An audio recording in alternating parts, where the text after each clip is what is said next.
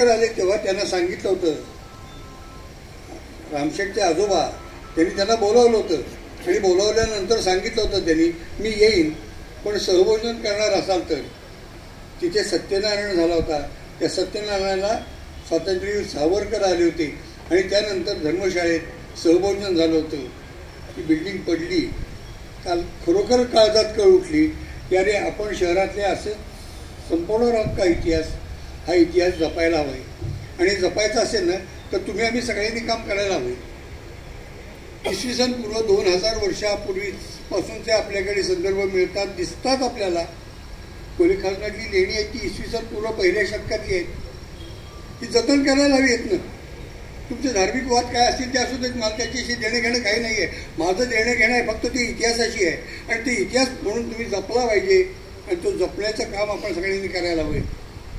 आज मगाशी बोलताना असं निघालं की बाजारपेठ, आपली पहिली बाजारपेठ इथे नव्हती. आपली पहिली बाजारपेठ होती वैश्य वसाहतीत आणि साहेब 2005 साली पूर आला, त्याही वेळेला त्या बाजारपेठेच्या तिथे पाणी आलेलं नव्हतं. म्हणजे शिवकाळापासूनची बाजारपेठ आपली वैश्य वसाहतीत होती. त्या वसाहतीत 5 साली सुद्धा पाणी आलं नव्हतं. 21 साली म्हणजे सगळं संपलं होतं, त्यामुळे प्रश्न नव्हता.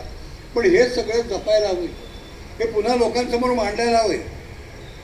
कारण आपण आपली मेमरी, आपली स्मृती इतकी कमी असते की काल काय झालं ते आपल्याला माहिती नसतं आणि ते जतन करण्यासाठी नगर परिषदेसारखे जेव्हा अधिकारी पुढे येतात, मोठे साहेबांसारखे, तेव्हा बरं वाटतं की काहीतरी चांगलं होतंय. साहेब मी तुम्हाला आश्वासन देतो आमच्या ग्रंथालयाच्या वतीनं की याच्यासाठी आणखीही भर घालायला आम्ही तयार आहोत. आपण एक सुंदर वैभव संपन्न आणि इतिहास संपन्न शहर कसं होतं हे आपण पुढे दाखवूया. धन्यवाद. वरती घनकचरा व्यवस्थापन प्रकल्पामध्ये ऑर्गॅनिक वेस्ट कंपोस्ट मशीन व बायोगॅसद्वारे प्रक्रिया करण्यात येते. या प्रक्रियेद्वारे सेंद्रिय खताची निर्मिती केली जाते. सदर खत प्रयोगशाळा यांच्याकडे तपासण्याकरता पाठवून त्याचा अहवाल घेण्यात येतो.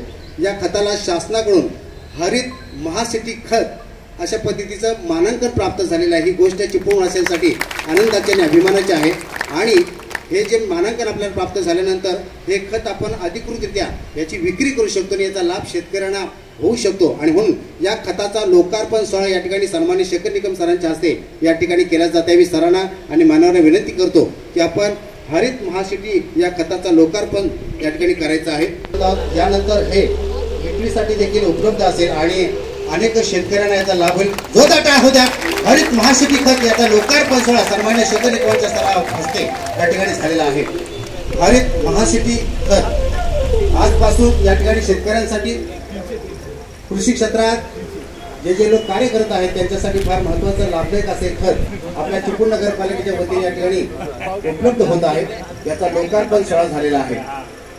आणि आदरणीय विशाल भोसले सर यांच्या शुभास्ते सरांनी या ठिकाणी आणि हे सरांनी विकत घेतलेलं आहे. फार महत्वाची गोष्ट आहे. सरांनी ठरलेले आहे.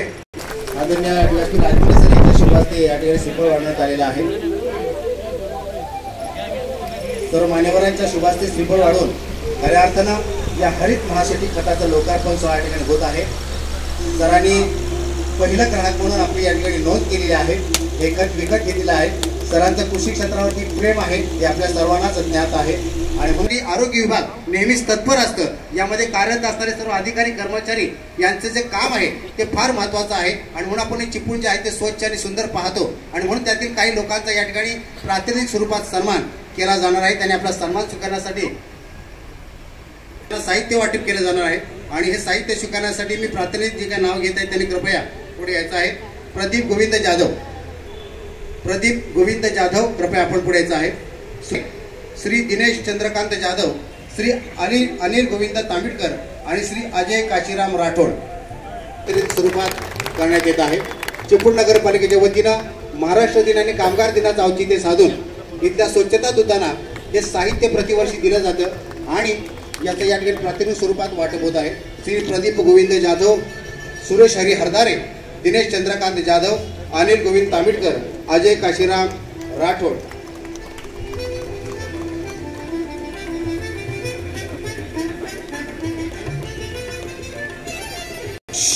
शिपिंग कॉर्पोरेशन ऑफ इंडिया यांच्या सौजन्याने व कॅम्प फाउंडेशन पुणे यांच्या मार्फत या स्वच्छता दूतांना एक किट दिलं जात आहे. यामध्ये समीर मोहिते, रत्नदीप कांबळे, निलेश जाधव, अभिजित मंगेश पाटकर, संदेश अनंत कदम, रोशनी राजीव मोहिते आणि योगिता नरेश सोळंकी.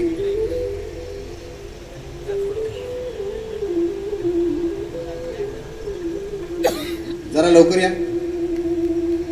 दरम्यान या ठिकाणी सन्मान्य सतीश कदम साहेब यांची देखील उपस्थिती लाभलेली आहे. तो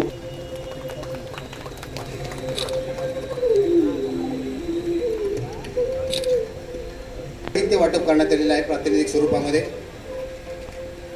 साहित्य आरोग्य विभागाकडून घेऊन जायचं आहे. सन्मान करणं हे आमची इच्छा आहे. सर, तुमचा सत्कार तुम्ही कधी घेत नाही.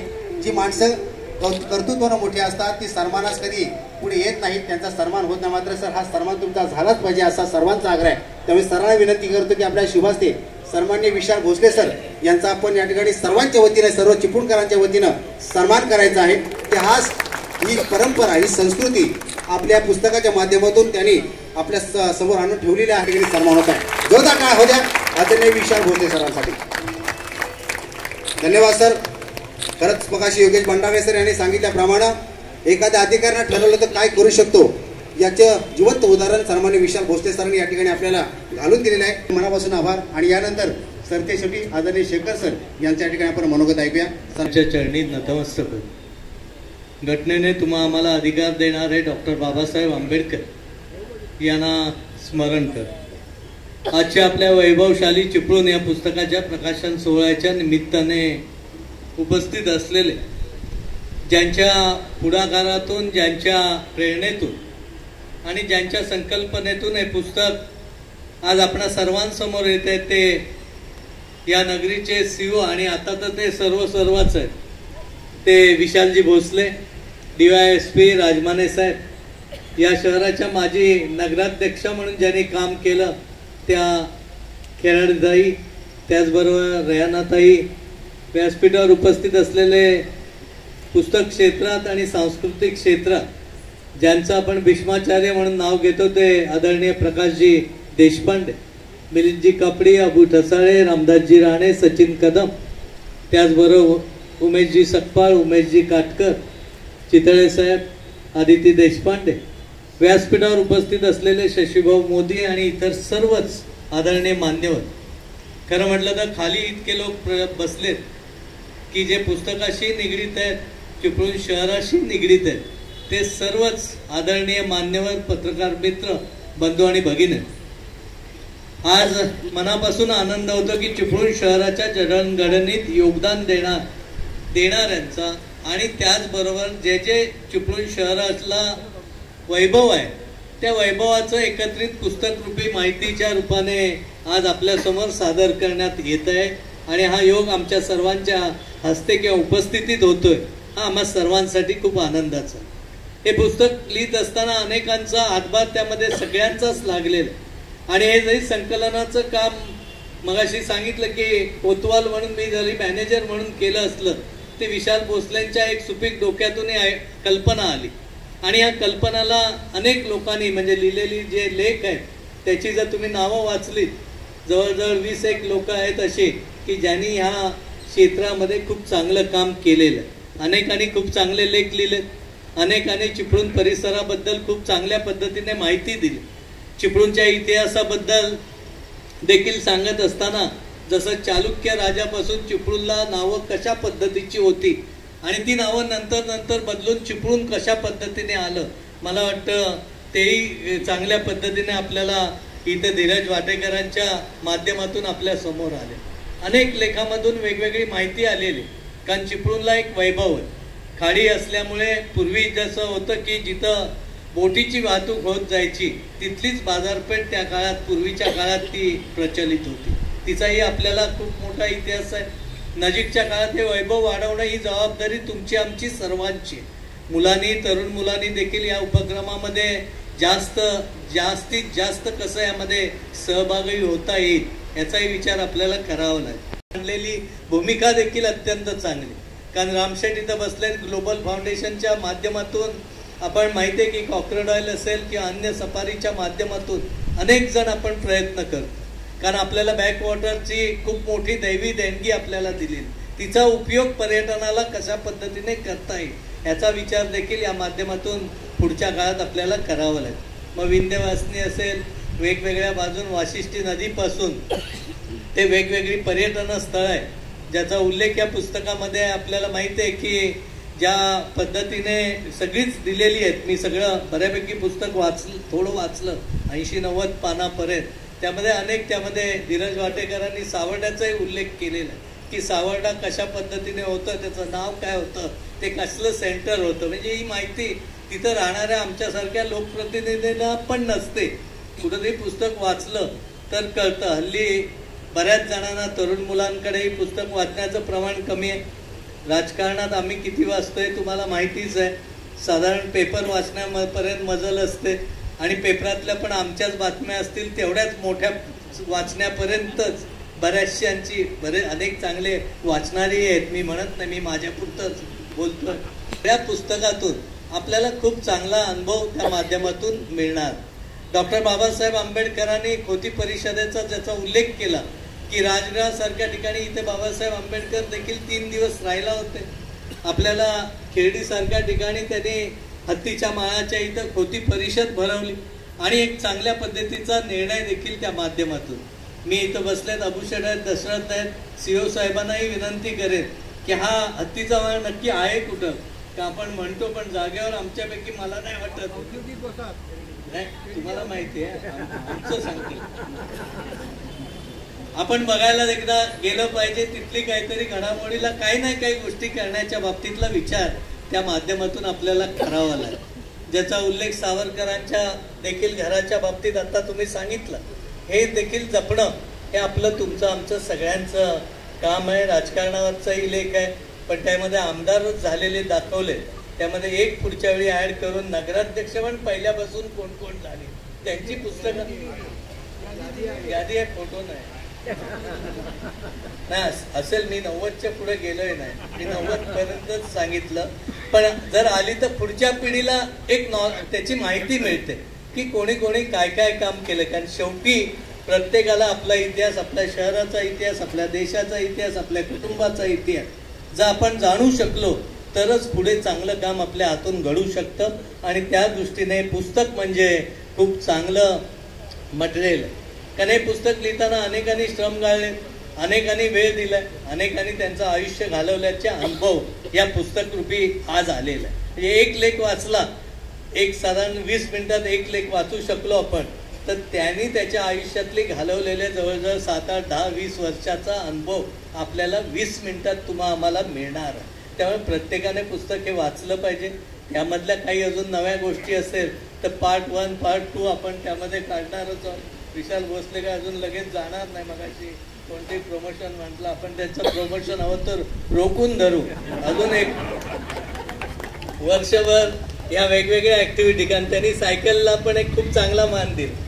आज काम एक वार कुठचं तरी ठरवलं की सगळे अधिकारी आणि सगळे कर्मचारी सायकलने.